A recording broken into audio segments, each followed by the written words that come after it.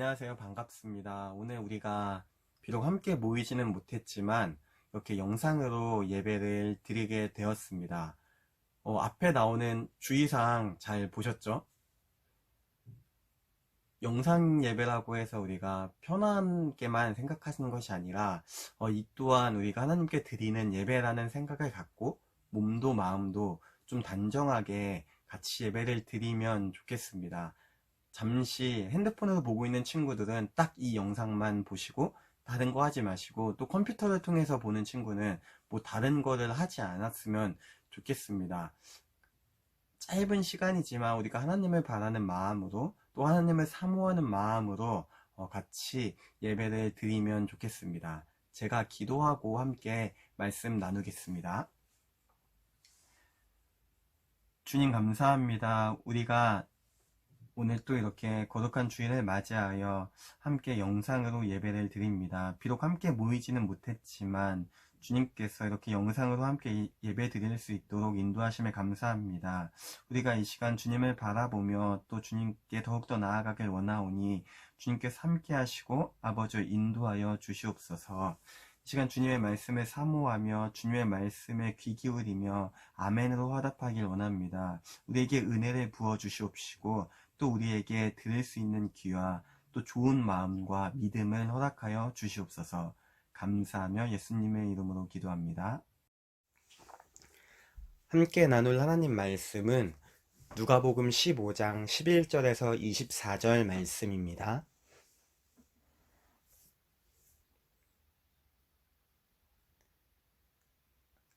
함께 읽겠습니다.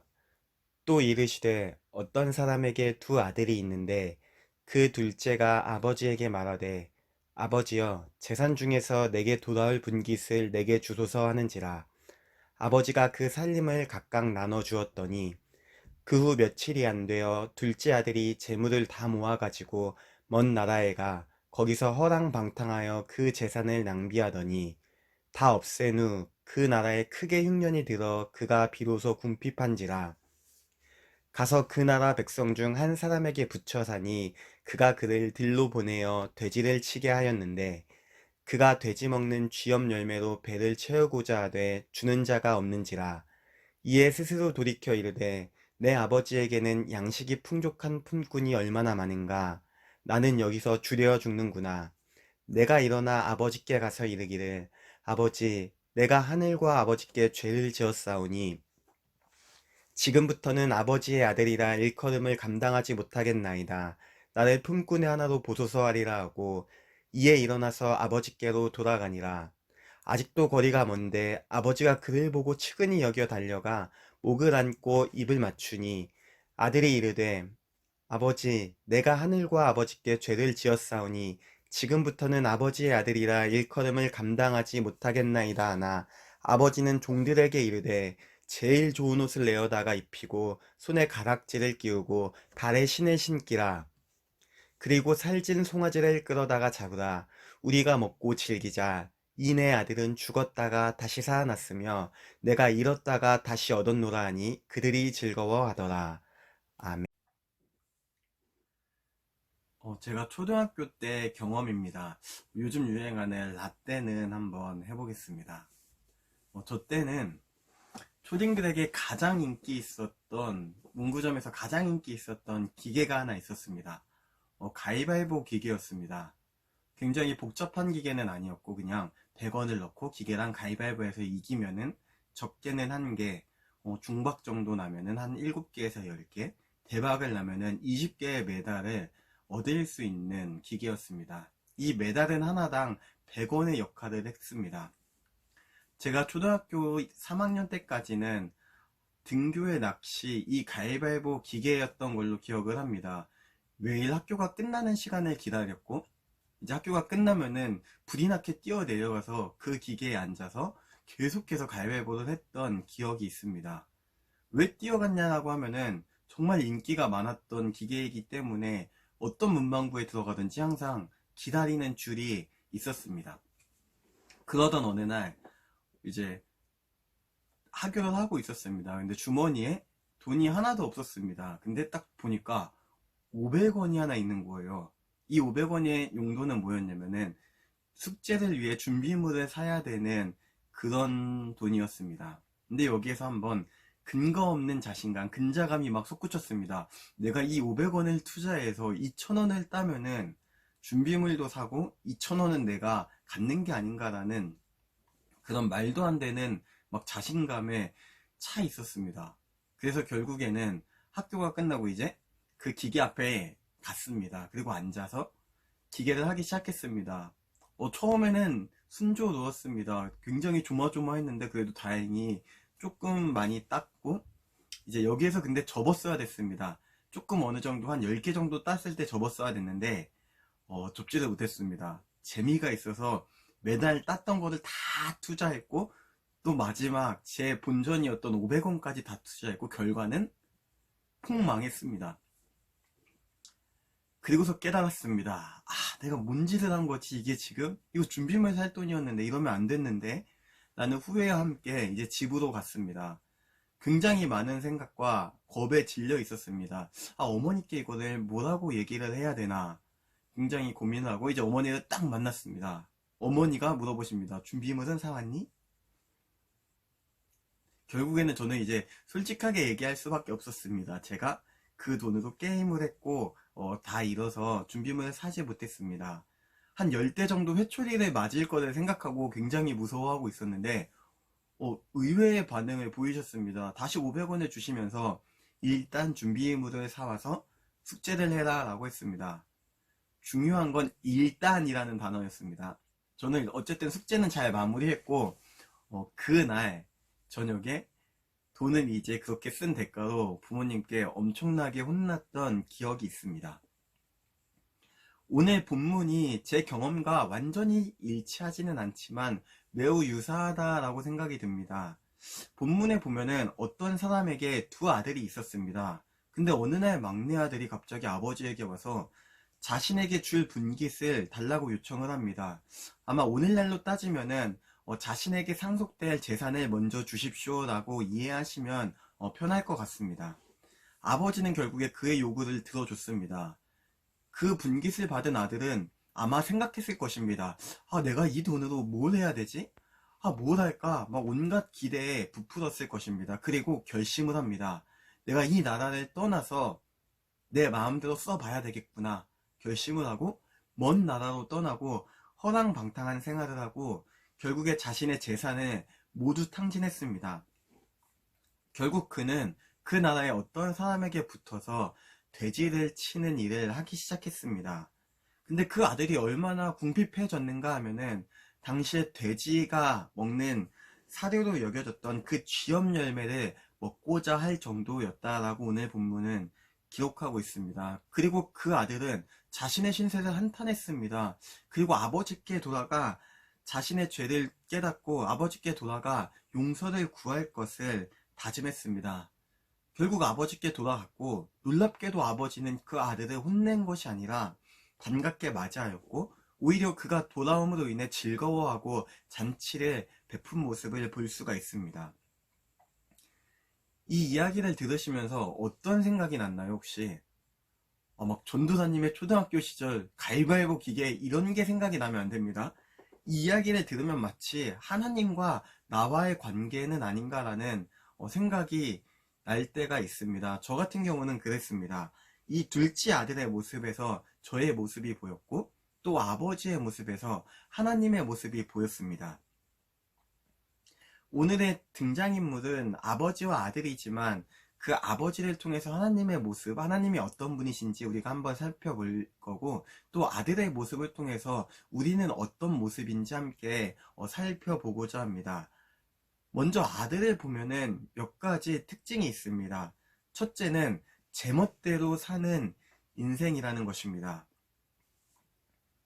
요즘 유행하는 드라마에 보면은 이태원 클라스에 장근원이라는 캐릭터가 나옵니다. 장가 회장의 큰 아들인데 진짜 제멋대로 사는 삶의 전형을 보여줍니다. 그냥 무조건 자신이 원하고 싶은 대로 하고 싶은 거 다 하면서 그렇게 살아갑니다. 오늘 본문의 아들 역시 자신의 분깃을 요구하고 그 재산을 다 들고 가서 자신이 원하는 대로, 자신이 하고 싶은 대로 인생을 살았습니다. 그가 먼 나라에서 무엇을 했는지 우리는 정확하게 알 수는 없지만 아마 자신의 만족과 또 쾌락과 유익을 위해서 모든 것을 하지 않았을까 쉽게 추측해 볼 수가 있습니다. 그리고 두 번째로 보면은 만족할 줄 몰랐다라는 것입니다. 아버지의 품은 풍족했고 그런 아버지와 함께 사는 것은 정말 행복한 삶이었습니다. 근데 그 아들은 그것을 미처 알지 못했습니다. 깨닫지 못했습니다. 그렇기 때문에 자신의 몫을 챙겨서 아버지의 품을 떠나간 것입니다. 아버지의 품보다는 자신의 만족과 어떤 쾌락, 자유가 더 중요했던 것이 그 아들의 모습이었습니다. 이게 마치 저와 여러분의 모습이 보이진 않습니까? 우리는 언제나 우리 멋대로 내 멋대로 살아가고자 애를 씁니다. 내 멋대로 살아간다는 것은 그냥 내 마음대로 또 내가 하고 싶은 대로 살아가는 것입니다. 이것은 우리의 삶의 본질, 삶의 목적을 벗어나는 행동입니다. 우리의 삶의 유일한 목적, 최종적인 목적은 오직 하나님을 즐거워하고 그 영원토록 하나님을 기뻐하는 것입니다. 우리가 매주 예배를 드리지만 이 예배에 나오는 자리조차도 귀찮아할 때가 있을 것입니다. 그리고 삶에서 경건생활, 기도와 성경을 보고 말씀을 묵상하고 큐티를 하는 것보다는 친구들과 PC방 가서 게임을 하고 코노에 가서 열심히 노래를 부르고 롯데월드에 가서 즐겁게 노는 것을 더 좋아할 때가 있습니다. 그것이 우리의 현실입니다. 한번 여러분의 모습을, 나의 모습을 이 시간 돌아보기를 원합니다. 나는 하나님 품 안에서 만족하고 있는가? 나는 내 멋대로 살아가고 있진 않은가? 내가 내 삶의 주인으로 군림하고 있진 않은가? 한번 생각해 보기를 원합니다. 근데 오늘 본문의 아들에서 세 번째 특징은 굉장히 중요합니다. 이 아들에게서 배워야 되는, 깨달아야 되는 중요한 특징이 바로 이 세 번째 특징입니다. 그는 만족을 모르고 제멋대로 삶을 살았습니다. 그러나 그에게는 스스로 돌아보는 마음이, 그런 용기가 있었다라는 것입니다. 그는 모든 재산을 탕진하고 모든 것의 끝에서 자신이 잘못했음을 깨달았습니다. 그리고 아버지께 돌아가 그 죄를 고백하고 용서를 구하는 모습을 볼 수가 있습니다. 이 태도가 정말 너무너무 중요합니다. 우리는 언제나 실수를 합니다. 실수는 다른 것이 아닙니다. 우리가 본문의 아들처럼 굉장히 엄청난 돈을 우리가 집에서 가지고 가서 막 내 멋대로 쓰고 꼭 이런 것이 아니라, 실수는 내 멋대로 살아가는 것, 내가 내 삶의 주인으로 행세하는 것이 우리의 삶의 가장 큰 실수고 본질입니다. 실수의 본질이라고 할 수가 있습니다. 이러한 삶은 하나님 품에 있는 것보다는 언제나 하나님을 외면하고 또 하나님을 떠나서 세상과 친구가 되고자 하는 마음이라고 할 수가 있습니다. 그러나 중요한 것은 그 실수를 넘어서 그 가운데서 돌이킬 수 있는 마음입니다. 되돌아올 수 있는 그 믿음입니다. 이것이 하나님의 뜻이 아님을 분별하고 회개할 줄 아는 그 마음과 그 믿음이 필요하고 굉장히 중요한 것입니다. 내가 하나님을 떠났다라고 후회해서 끝이 나면 안 됩니다. 어쩌면 지금 이 영상을 보고 있는 순간에 누군가는 핸드폰으로 다른 걸 하면서 이 예배를 귀로만 들을 수도 있고, 또 누군가는 컴퓨터로 다른 걸 하면서 귀로만 들을 수 있습니다. 그리고 나중에 후회할 수 있습니다. 그러나 후회해서 끝나면 안 됩니다. 후회에서 벗어나 회개에 이르러야 한다는 것입니다. 하나님은 회개하는 심령을 돌보십니다. 우리가 잘못을 뉘우치고 또 죄를 뉘우치고 하나님께 나아간다면 하나님은 우리를 다시 품으시고 안아주신다라는 것입니다. 본문에 나오는 아버지 역시 그러했습니다. 아버지는 자신을 떠난 그 아들이 돌아왔을 때 질책하지 않았습니다. 그 아들을 향해 온갖 좋은 것을 주며 그 아들이 다시 돌아온 것을 기뻐했고 즐거워했다라고 성경은 기록하고 있습니다. 이것이 하나님의 마음입니다. 우리는 매주 예배를 드립니다. 물론 지금은 함께 모여서 예배를 드리지 못하고 각자의 자리에서 온라인으로 영상으로 예배를 드리고 있습니다. 어쨌든 우리는 이렇게 매주 예배를 드립니다. 그래서 이렇게 착각하는 경우가 많습니다. 나는 매주 예배를 드리기 때문에, 또 내가 학생부 임원이기 때문에, 내가 찬양팀으로 봉사하고 헌신하고 있기 때문에 난 하나님 품 안에 있어, 난 하나님과 항상 친밀한 교제를 나누며 살아가고 있어 라고 착각할 때가 굉장히 많습니다. 과연 이것이 우리가 하나님 품 안에 있다라는 의미일까요? 절대로 그렇지 않습니다. 매주 예배를 드리고 교회에서 봉사하고 헌신하는 것 굉장히 중요합니다. 그러나 여기에서 더 나아가야 합니다. 매일의 삶에서 월화 수목 금토 이 6일도 하나님을 예배하고 하나님을 기뻐하며 하나님과 동행해야 한다라는 것입니다. 주일이 아니라 월화 수목 금토 주 7일 내내 모든 시간 하나님을 예배하고 있으십니까? 또 하나님을 기억하고 있으십니까? 매일 하나님을 사랑하고 또 이웃을, 친구를 사랑하고 섬기고 있으십니까?